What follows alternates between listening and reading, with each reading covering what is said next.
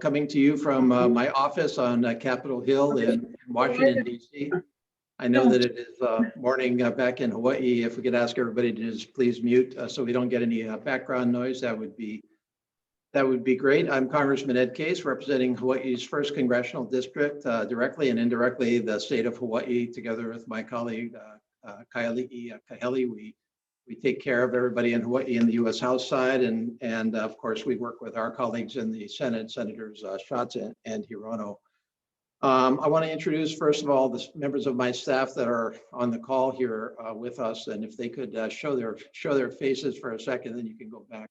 We have, first of all, Tim Nelson. Tim is my chief of staff, who's right next to me here in Washington, D.C. Tim has been on the Hill for a long time. He's very, very familiar with federal funding. He also worked in the administration, and he is an auditor by trade and has audited federal grant programs. So he can talk to you about it from that perspective. Jackie Conant is my deputy chief of staff. Jackie runs my operation throughout my district back in Hawaii. She is the most direct contact for you to my office. And she has also done a lot of grants through her prior employment at one point, at least with the U.S. Army Corps of Engineers.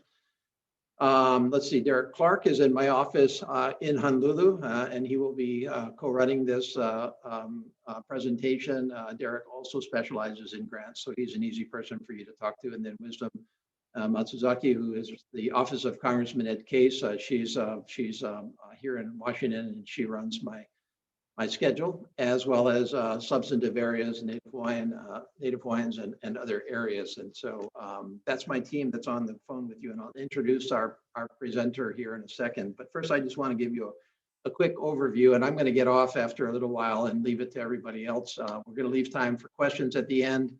We'll also have some information in the chat room about how you can contact us directly for any questions at all, but I'm gonna get off and turn to some other meetings and work.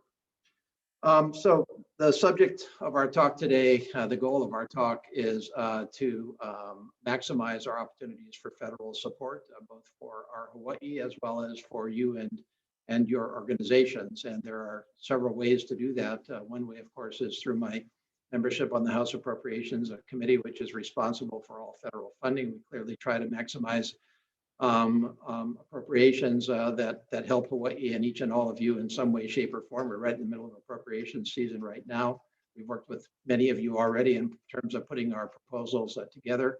Other ways are federal funding from programs out of the administration, the executive branch. Once the money is appropriated, the executive branch administers and distributes that, and grants is one way that money actually is distributed. And so what we're going to do here today is to focus on the federal grant process. And I'm doing this because my view is that we have really inconsistent knowledge and ability throughout Hawaii in terms of understanding what grants are all about, applying for grants, and then following through to the actual award of grants and the administration of grants. Those are the steps that you have to go through. You have to know what grants are available, match your needs to grants that are out there. Number one. Number two, the application process can sometimes be a little formidable. And then you have to follow through after the grant submission and to the award, and then you've got to administer it and explain yourself after the fact, and that sets you up for successful grants in the future. And so my goal here today is to try to give you kind of a federal grants 101. Now, many of you have been through grant processes before, so this will probably be a little bit below what your basic knowledge level is, but since I don't know what everybody knows and doesn't know, we're going to start fairly basic and move on from there. The federal grants come down to us in a couple of different ways and for different reasons. In some cases, our federal government may devolve or share responsibility for a federal program with state, county government, or nonprofits. In some cases, private organizations.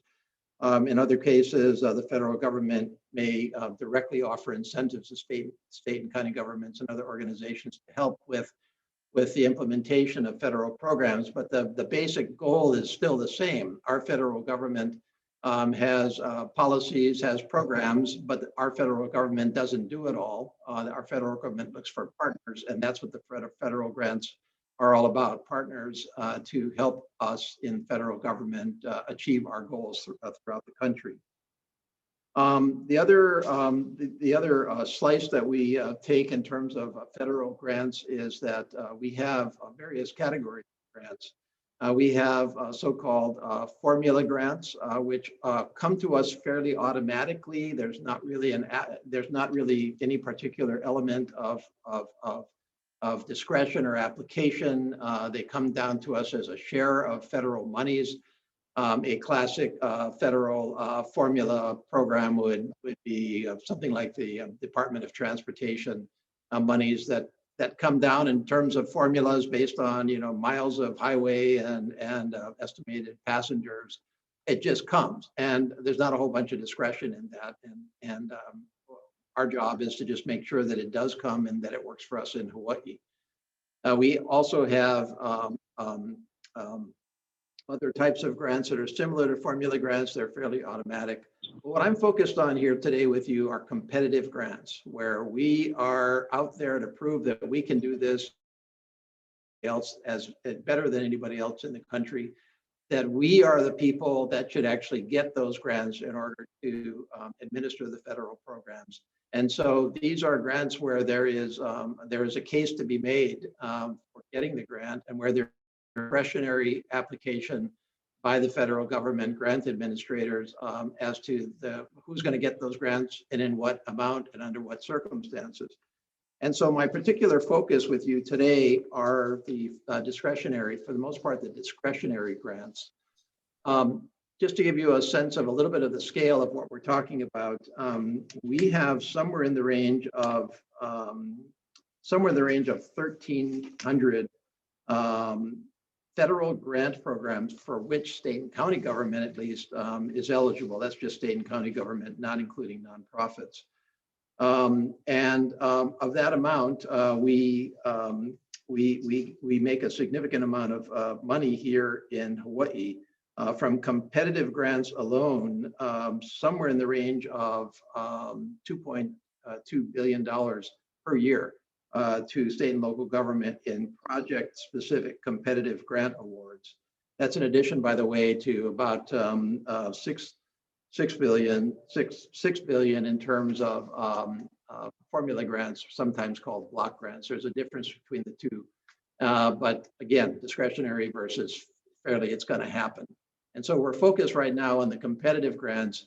And what we want you to take away from this seminar are a couple of different things. First of all, obviously, well, okay, fine, that all sounds great. What exactly are the grants for which I may be eligible? What are the grants? How do I find the grants? How do I locate them? The folks that are presenting will go through the federal government's website for how to locate grants. Number one, and then number two, of course, how do I know if I qualify for those grants? Number three, how do I apply for the grant if I do qualify? And then what are kind of some of the common tips and best practices for the grant process? And then the final thing I want to leave you with before I turn it over here is that my office and I are full partners with you on this. And so we're not here just to give you a seminar and that's it, go off, you're on your own. Our goal here is to partner with you to find what you need and to help you through the grant process and to pursue it in the federal government after you've made your application. And that's why my staff is on the call, and that is why we welcome your questions in any way, shape, or form, either here or after the fact. We have become familiar with how to pursue grants, obviously, and we want to help you with that. So please take me up on that. Okay, so that's a quick overview of what we hope to accomplish in the next remainder of the hour. Now I want to introduce our star speaker here, Stephanie Bennett. Stephanie is the Pacific Islands Grant Program Manager at the National Oceanic and Atmospheric Administration, or NOAA, in Hawaii. And NOAA, of course, does major research across our entire country and world in the area of marine research, atmospheric research. You'd be familiar with many of NOAA's programs, from the research vessels that go out throughout the Pacific, really, cutting edge oceanographic research, to coral reef restoration, to atmospheric research at Mauna Loa, where we do cutting edge research. And NOAA gives grants out to people to help throughout the entire Pacific. That's run out of our NOAA office right there on Ford Island. If you've always wondered what that big building is on Ford Island, that's the NOAA headquarters there. Stephanie is the Pacific Islands Regional Coastal Management Specialist for NOAA, located in Honolulu. She has over 20 years of experience as a federal program officer with oversight of the grant programs, Hawaii, Guam, the Northern Marianas, and American Samoa. And Stephanie has made it her passion and goal to build local capacity in the Pacific Islands by improving grantee accountability, fiscal management, and collaborative partnerships. So she is a trainer of applicants and recipients, and has gotten leadership awards for what she does. And so basically we're asking Stephanie to do for you today on the macro level, outside of just NOAA, what she applies every day at the NOAA level. And then we're going to turn it over to her and to my staff for any specific questions. Please use the chat room for any questions, and we'll get to as many as we can along the way. So with that, Ms. Bennett, I turn it over to you, and take it away. Well, mahalo, Congressman Case. I appreciate the introduction of myself and my agency. I am very excited to talk to this group of folks, and we'll go through, like he said, we'll go through a presentation and talk a little bit about some of the grant tips and tricks. I have been doing this training, so we'll get some of these opportunities that may come up in the future to Congressman Case's office here, local staff, and get that information out to you guys if you're interested in further opportunities for training. I'm going to right now see if we can pull up the slide deck. And there'll be a few slides that we'll go through, and I appreciate it. Thank you so much, Derek, for this. Again, we have a series of grant guidance trainings that we do, and I think some of you may have come to some of my trainings before, so appreciate you coming back. I am a federal program officer, so we are the grant managers, basically out in the field offices. I'm located out here in Honolulu. And next slide, please. Let's talk about a couple of things that I'm going to go over in the next half an hour. And the next slide will go. There we go. We're going to go through a quick understanding of the grant process to understand the overall process. So even though it says no on all the slides, most of the other federal agencies will all have a very standard process. Back in 2015, we had a new regulation that really helped standardize a lot of things, because we did do stuff differently previously. We're going to look at how to identify some of the funding opportunities, and then we're also going to go over some of the tips and some of the common errors, just a quick overview of some things to think about before you apply. Next slide. And one of the first questions I had was, what is a grant? And a grant is this federal assistance in the form of monies or properties that are authorized by different federal laws that each one of these federal agencies administers, that supports programs with the public purpose for the American people, and meets not only the federal agency missions, but also your mission in your organization, in your state and local government organization. And I have a small asterisk there. There's a cooperative agreement you also may hear of. It's a kind of a grant. It just means that we have some kind of additional involvement. It's not federal oversight. It's some kind of involvement. You might need something technical from the agency, or some additional partnering with that agency that's funding you, but it's still a grant. Next slide, please.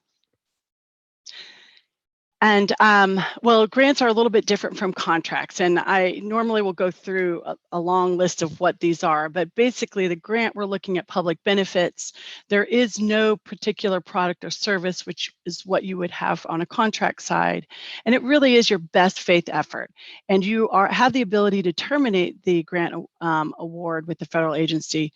If you have a contract with the government, there is no contractor right to terminate. It's just some ideas. And we might go through some of these slides fairly quickly, but you will have the opportunity to have a PDF of these slides for you to review later. Next slide. I want to get to the meat and potatoes, the grant process. All right, so here's a grant life cycle we're going to talk about. Next slide. And there's quite a lot on this particular slide, but the basic timeline, which could take a year to award from the competition announced in grants.gov. And we're going to talk about grants.gov, which is the main clearinghouse for all federal agencies. All of our opportunities will be put on grants.gov. They will be open for 60 days. That's the minimum amount of days that we are required to have a opportunity open. And that will be your application submission time, and that's 60 days. Once you've turned that in to grants.gov, there will be an initial screening by someone like myself, a federal program officer, to look for some minimum requirements. And then it'll go to some kind of a review process. These discretionary funds that Congressman Case talked about are really important that we get good merit reviews, and it could be also go to a panel review in order to make sure that we have the most meritorious programs that we're funding. Once the applications are selected, we go through an award processing and compliance, and we do documentation on the federal side, and then you finally get the notification of the award and the monies. And like grants are, the monies come up front, and there's normally a fairly easy way to draw down your funds on demand through the Department of Treasury.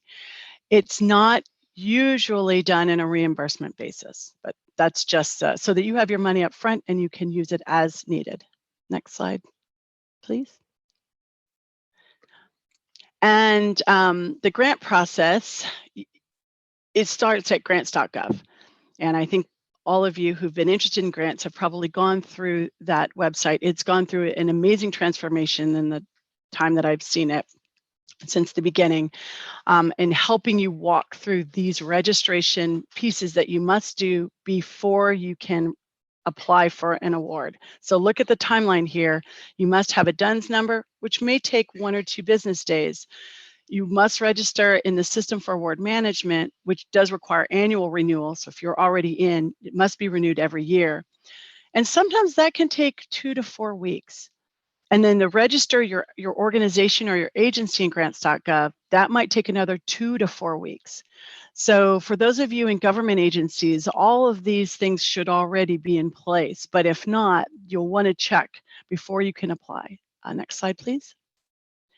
And these are some of the key people that you need to have in this grant process registration process. You need to have an authorized representative. This is a person that's able to commit your agency or organization to an agreement with the federal government. So they are the ones who can say, yes, we are going to be in this partnership with you, federal government, and that's your authorized representative. It may or may not be the project manager. You also have to have someone that's designated as a principal investigator. You'll need a financial representative or one of your budget or fiscal staff, and a particular application point of contact, the POC for the application. And it could be one of those 3 people, or it might not be. It could be someone else that you designate. Next slide. And then once that registration is done, you get to the application process. So you've registered in grants.gov, check. You search for your funding opportunities and the things that are available, whether you're eligible or not.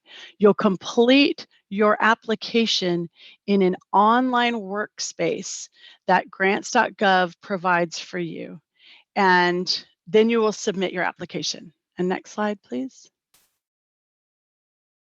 And this is basically the grants.gov workflow.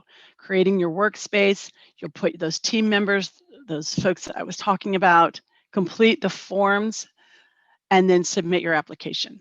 Next slide. Just so you can kind of get an idea of what that looks like. And that's really important. I will tell you, grants.gov has done an amazing job of helping you walk through that, and they also have wonderful help desk resources. So you can call them and they will help walk you through the process. Just make sure you give yourself enough time.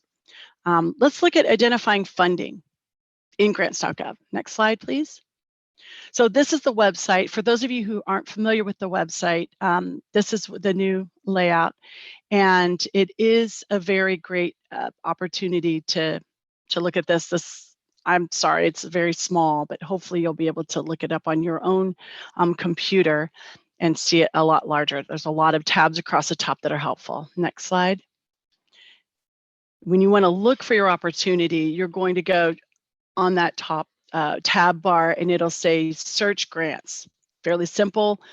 Click on that. You'll have several different key words you could use. If you already know the funding opportunity number, if it's been given to you, you can enter that as well. The keywords will really get you to a lot of places, as well as a lot of different funding filters that you can look at. Like you want to look at a particular agency. Maybe you want to look at some of the closed opportunities, but this is where you'll go. And as you can see, well, this one is all Department of Commerce because I'm in Department of Commerce, but this gives you an example. Next slide, please. Once you find that, you click on that opportunity, and then you'll get this grant opportunity information sheet. There'll be a quick synopsis, so you'll quickly be able to look, okay, when does it close? You know, how much money, what's the max and minimum award amount? And then you can start looking at what kind of funding it is. In those 4 tabs, the third tab in, next slide, it's called related documents. And the related documents is basically where you get the official notice of funding opportunity. It's called a NOFO. You'll hear me talk about that a little bit more today. NOFO. It's the new word for, I think people sometimes use RFPs or lots of other names for it, but officially it's the notice of funding opportunity. You'll find that here. You can click on that file name, and next slide. Up will pop up your notice of funding opportunity information. The executive summary is a great place to just start to see, is this something that fits for my agency? Further down, you'll also be able to find out whether or not you're eligible for that funding. And that is usually in the section 3. All of our, we have a template that all the federal agencies have to use. So section 3, sometimes it's 3, sometimes it's C. We still like to exert a little bit of independence on how we classify these things. But in that third section, it will be the eligible applicants, and it'll let you know, are you eligible? Will we have state governments eligible only? Will we have the ability for nonprofits and for-profits? And that's where you'll find that. And typically we don't give grants to individuals. There are some, those are specifically called fellowships if you're getting an individual grant, but we don't usually, for these larger programs and discretionary programs, we don't usually give to individuals. Next slide. And now we're going to go through a couple of grant guidance and tips. So first question is, are you ready? So you need to find the right competition. We do have some additional things to think about, like what are the specific priority and goals in that notice of funding opportunity that you've identified, that you looked at. And then you want to develop those specific goals and objectives with that language in mind, making sure it's the right competition. I know people like to, retrofit your old application for maybe a new competition, but just make sure that it fits right, because if it doesn't fit, it could be a waste of your time, and it may not even make it through the review process. You also need to look at your need and articulate the need for your project. Think about your target audience. Who are you going to be working with? How are you going to engage them? What are the things that you're going to need? What are the tools? Next slide. How will you evaluate your project and measure the impact of the project? What kinds of evidence of progress will you be looking at? In your timeline, describe that timeline or milestones for the work to be completed. And then sustainability, that does come up in a lot of grant program opportunities I've seen. They want to know, can your project be sustained beyond the period of the grant? Some aren't, some don't necessarily need that sustainability piece, but there will be a lot of projects and grant programs that look for that. Or does it have some larger or lasting impact? And then your workload. You have to consider the workload impacts on applying for the grant. That's the first phase, managing and implementing your award and closing out your award. And how will that affect your staff? Next slide. So just some quick tips, and this is why we're going to give you the PDF. Specifically in Hawaii, you do have across the nation, grants.gov is the only clearinghouse. All the federal agencies have their grants in grants.gov. We are all looking at online submittals as the primary way we receive your grant application.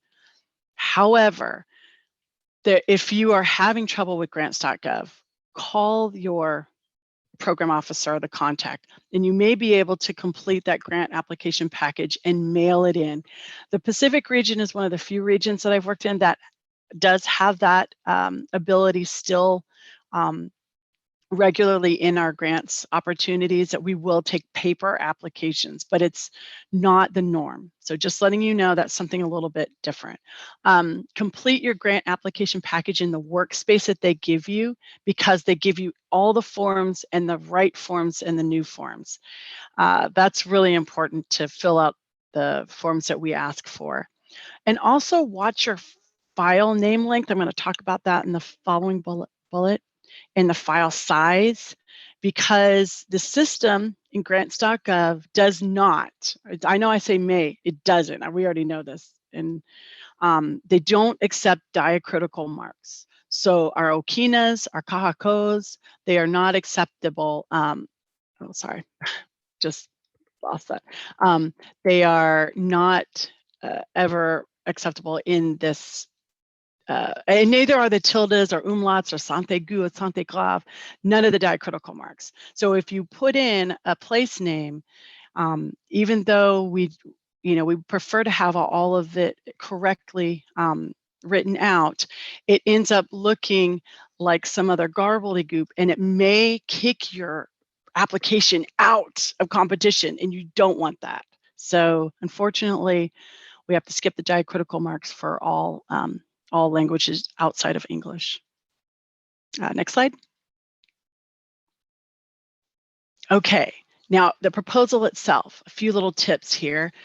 Read and follow the NOFO in its entirety. Yes, I realize they could be 50 to 60 pages, and a lot of it is very boring writing, but it is important. There's a lot of little pieces and nuances in the NOFO that help you get the points for a discretionary project. Create your own checklist from the NOFO, and we have there will be a few extra little resources from my office that we're going to send out to you that gives you an example of what that checklist looks like. I think I also have in the next slide. Call the point of contact with questions and call us early. That's the best way to understand a little bit more about the actual competition. And then make sure your budget information matches. Budget is where people lose a lot of points. Many grants ask for letters of support and letters of collaboration. So we also look for how you can have better, meaningful letters of support. And the goal should be realistic. You're not going to be able to save the world with just the one grant, but there are things that you can do. So make sure that those goals are realistic, and evaluate your own proposal. With the NOFO rubric, in our notice of funding opportunity, we lay out in the evaluation section exactly how we're going to score your application. That language is what we give to the merit reviewers who will be reviewing your application. That is what they're going to use to grade your proposal. So definitely always take a look at that. Next. And oh yeah, so here's just an example of a checklist that we use, and I have a sample for you that that we'll send out to you. Next slide. And okay, so I'm giving you a peek behind the curtain here, and I know I was speaking fast, but I want to make sure we have enough time for some questions. There's a lot of questions coming up. But this is from our review panels. I've run a lot of review panels, and these are some of the top 10 things that those reviewers are giving feedback on proposals here locally. 1, number 10, project evaluation was inadequate. They didn't have a project evaluation. We didn't know how they were going to evaluate their work or measure their success. Number 9, they didn't update their application based on last year's feedback. We do give the federal agencies that receive your applications, if you're not awarded, we give you feedback. We give you the reviewer feedback, and it's important. If you just turn in your application again, we'll remember it. So make the updates. 8, project objectives were too ambiguous or too ambitious, or too ambitious. Again, making sure that these are scaled to the scope that you're working in. 7, the letters of support were weak. So I can also answer some questions about how to do better letters of commitment.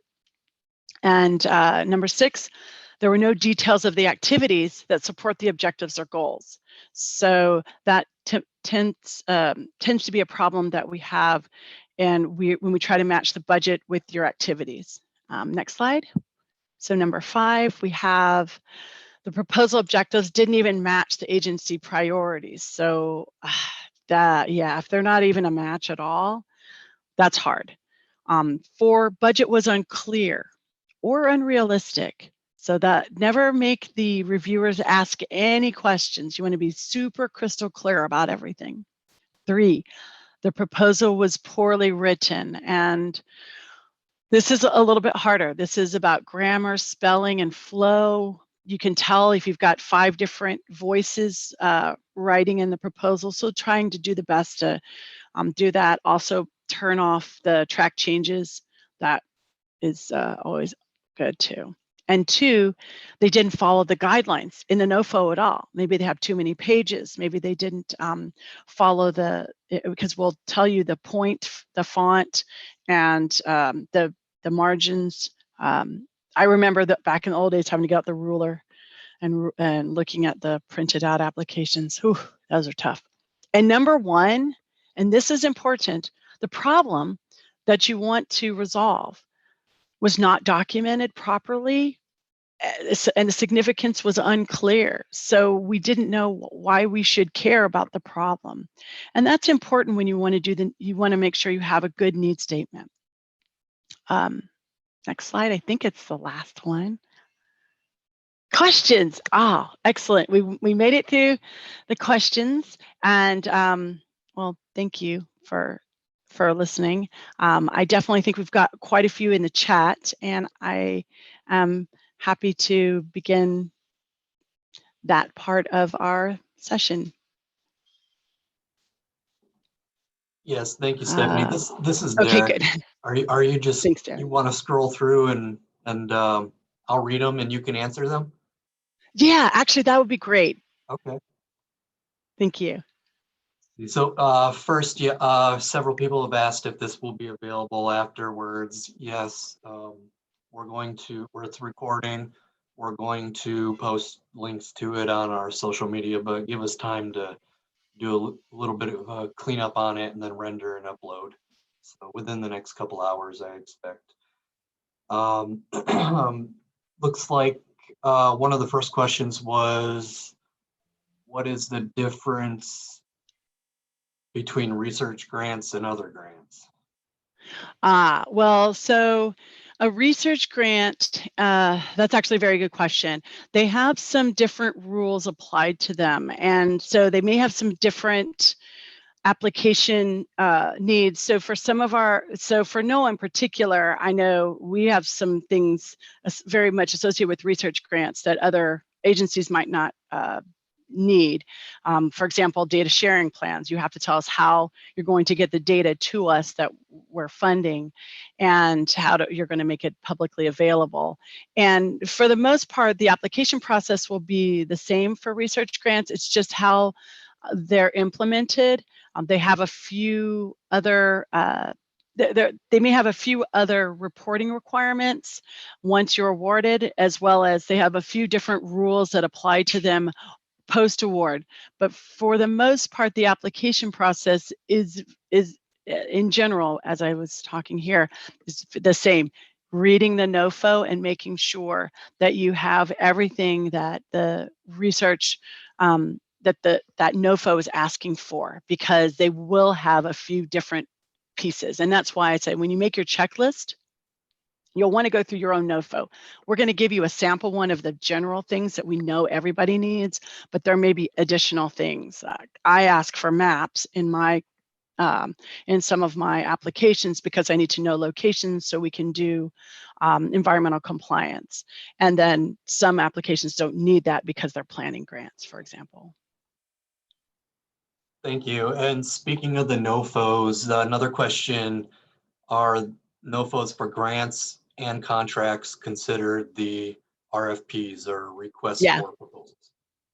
Yeah, and I think the reason why I had the slide, because a lot of times when I'm talking to folks about grants, there is a lot of language confusion, and there gets to be some language confusion when we talk about subawarding and subcontracting. So that we might have to save for a little bit longer discussion. But yes, RFPs are typically the language that we use for contracts, and then the NOFO is what we use now for the grants.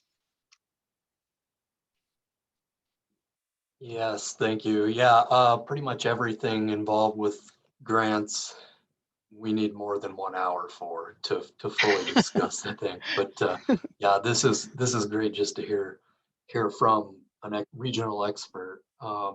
So another thing that would take a lot of expounding upon is making sure the budget information matches. Can you give me Yeah. a rundown of what you see with that most commonly? So that's from one of our reviewer comments. I mean, we pull these from the mouths of the reviewers themselves in these panels. And the problem is you'll see that there'll be budget information. Honestly, when you do your budget for any federal award, you're almost doing it 3 times. You're using a form that we have, a standard form for like a general overall budget. And then we want to see the details. And typically we are asking for a spreadsheet, like an Excel spreadsheet of your budget with the different categories that we use.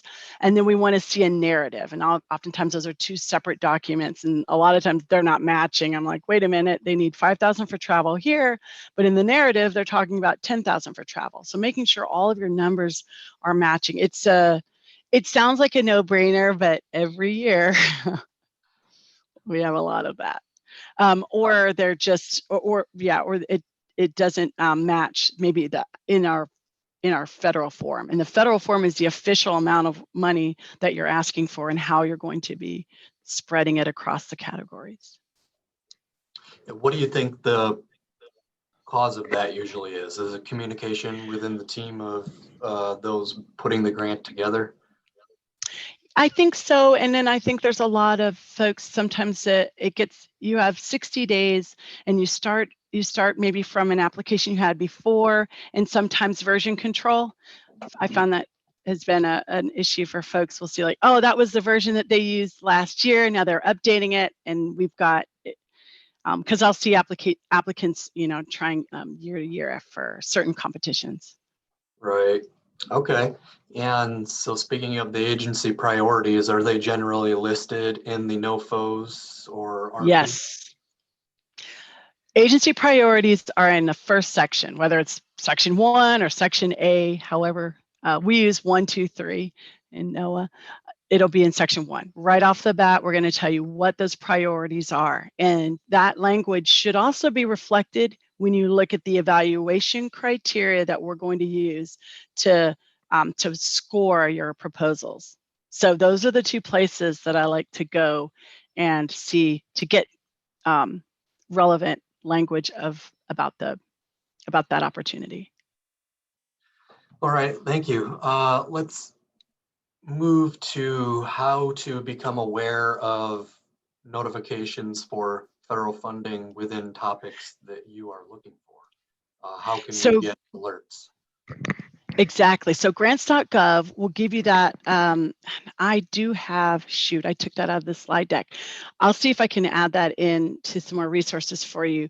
But in grants.gov, and actually they'll walk you through it. You can go into grants.gov and you'll put in a search term and you can get that email, the search results emailed to you when those new opportunities come up. And it's probably the best way. Honestly, people who sign up for that get their notice of funding opportunity before I even get my own competition notices from the official system. So it's fast. I know I had to go sign up myself when I found out. So that's the very best way. Yes, alerts. And then, so on our end, I've noticed social media. If you follow some of the federal pages, we announce when funding becomes available. So, or Absolutely. how much has been awarded. So it's a good way to stay in the aware of federal opportunities as well. And then on the Absolutely. yes, on the federal side, what in your experience and preferences are characteristics of a high quality letter of support? Okay, so the letters of support, we found there are certain kinds of letters of support that are, I think, that might be necessary. It depends on your NOFO. We're looking for really letters of commitment. We'd like to see that this partner that you may have mentioned is actually committed to the project. So seeing that they have, maybe they're participating in the project, so we want to see what that participation level is, and what or if there's some kind of they're giving you permission to use their land, those kinds of that they're showing that they have a commitment to the project. If you're doing education awards, I work with a lot of education projects, really getting the letter of support from, or the letter of commitment from the school is important. So it's common sense. If you're going to name a partner in your list, and you're going to be able to, get them in the able to sign a letter of commitment before the award, that's great. So this is a lot of prep work that people have to do to form those relationships. The standard, if we get 5 letters, let's say, with a standard, we support this project, it doesn't really give us a lot of confidence that they have a genuine interest. They may be like, yeah, that's a project that's in my area, and okay, that I'm enjoying that opportunity being here. But if they have a true commitment, that's a much stronger letter. Some of the grant opportunities will require these letters, and if they require letters, that's what I would get. If they're not required and they're just additional, it's just some additional information to say, like, yeah, I have all these partners and they have said yes, then that's okay to do a form letter. But it really depends.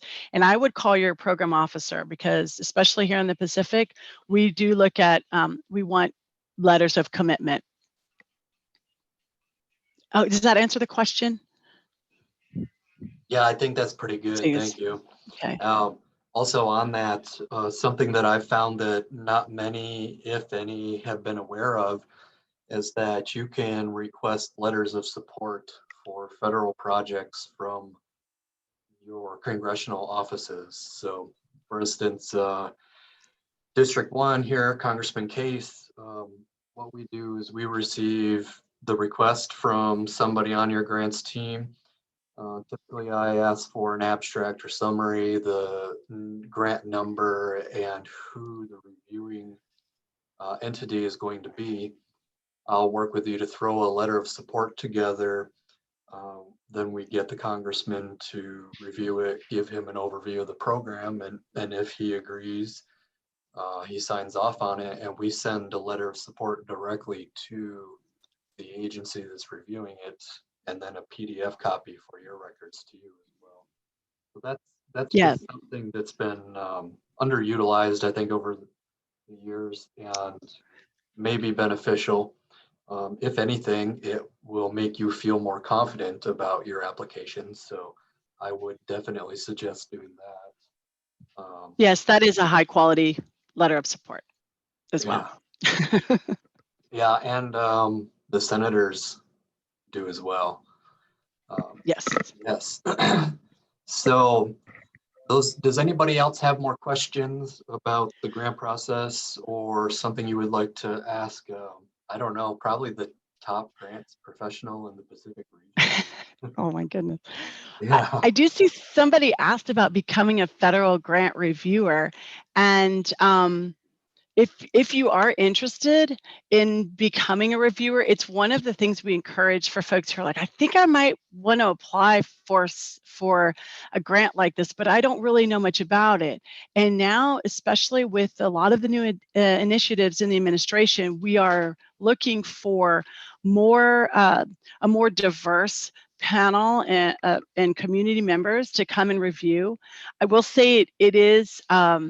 It does take some time. There are some stipends or honoraria that are available in certain programs in some agencies, not all agencies, for your time, because you could potentially be reviewing 5 to 8 or 9 proposals, and they could be fairly long, 50 pages long. And so it's a little bit of time, but I think it's really worth it if you're interested in applying, or if you want to see how that panel works. So if you are interested, I'll give Derek my contact information, and you guys can go through the Congressman Case's office to sign up, because I am looking for reviewers always. Yes, so you can reach our office, just get on the website, click send information or request information, and those go to our administration and get routed appropriately. So it looks like a lot of questions coming through right now about newly formed nonprofits, smaller grant opportunities. In my experience and capacity, often federal grants require a minimum number of years, somewhere around 3, not all of them though. So funding is more difficult your first few years, but that is the time to prove that it's a viable program and organization before you're trusted with, potentially millions of dollars federal funds. Of course, you want to diversify your revenue streams as a nonprofit and not solely depend on grants. But private foundations are also out there, offer those, and building relationships with them are very beneficial. And they also sometimes offer smaller grants as well. You can get a grant from $500 to $3,000, and those are considered small and good places to start. So exploring that is an entirely different conversation that I don't believe is covered on grants.gov, just because that's only federal funding. Yeah, I mean, there are some smaller mini grant opportunities and for new organizations. It's one of the reasons why we do some at NOAA in particularly. We do have grant proposal development workshops where we'll work with a lot of smaller communities and smaller organizations to kind of get them to understand what they might need to have in place. I think probably the hardest part for the smaller orgs that are new organizations are just being able to have the internal controls to fiscally manage the award and being able to apply all of the rules. We have a lot of rules, but we do help you. I mean, that's our job. Our job is to help partner at the federal agency level here. And it's why it's nice to have a federal program officer in the state or, locally that you can access and get help from. But I wouldn't be discouraged. Definitely look out for some grant writing and proposal development opportunities and some small grant opportunities. And you can start small with some of the foundations here and work your way up. Or we do have some mini grant awards. I know at NOAA. I've worked in mostly the conservation in DOI and USDA. So some of those have some smaller opportunities as well. And I'm not sure, there are a lot of questions. I don't know how, I think we have 5 minutes. Do you want me to answer those and you can get back to them, Derek?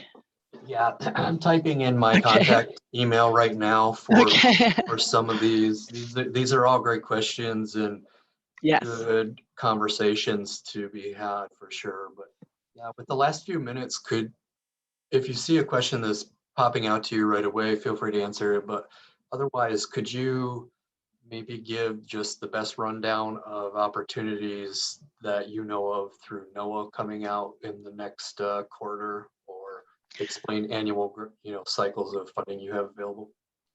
Absolutely. The one thing that that new the new law, it's not that new, I guess 2015, it was almost 6 years ago, but it did let us start announcing these at more opportune times. So at NOAA, we have specifically here in the Pacific region, and I'll get this to you, Derek, as well, for resources in case people are interested. We do have a big handbook of here are all the things that are coming out. We have opportunities for marine debris. Every year it's a little bit different, but we do marine debris research and cleanup and prevention grants. We have education grants, which I just closed for Bay Watershed Education and Training. That will be coming back out. And we also have lots of fishery grants that'll be coming out mostly in the fall. So the thing to look out for this summer is we'll be doing a few more webinars. I really like to do in-person trainings. They're about a day and a half trainings on workshop, on budget, developing your budget, developing a strong competitive proposal, and opportunities that are coming out and giving you the actual opportunity to work with. Those will be coming out hopefully this summer. The in-person, we're going to have to wait and see when the COVID challenges allow us to have some more in-person gatherings, but we will be doing webinars this summer. I'll be probably hosting a couple 1-hour ones. We're going to make them in these little digestible pieces, but we'll go on deeper dives, especially about the budget and how to, the indirect costs and all the line items that you might have questions about.